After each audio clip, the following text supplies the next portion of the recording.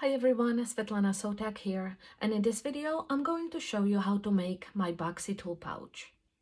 This pouch comes in 3 sizes, and you can find all the cutting measurements, step-by-step photos, as well as detailed written instructions on how to make each of these pouches in the pattern, and I will put the link to the pattern in the description box below so you can purchase it if you wish. In this video, I will be making a large size of the pouch, and I already went ahead and cut out all my panels according to the cutting instructions provided in the pattern. I went ahead and adhered fusible fleece to the wrong side of each of the exterior panels and a medium weight fusible interfacing to the wrong side of the lining panels. And I will put the link to both fusible fleece and medium weight fusible interfacing in the description box below, so you can check it out if you wish.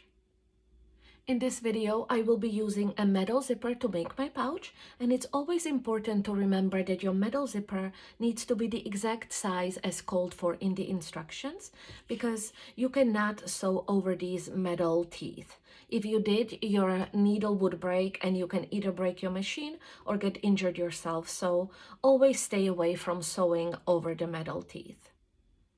And to measure the length of your zipper, you measure from one metal end to the other metal end. So my zipper is 11 inches long, one end to the other end.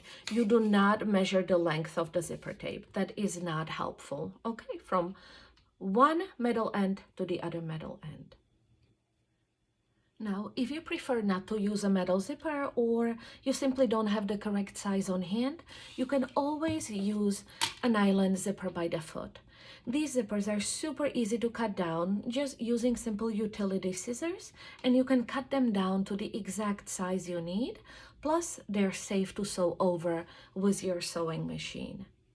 The only thing you need to remember if using a nylon zipper by the foot is that you need to cut it to be the exact length of the panel you will be adding it to.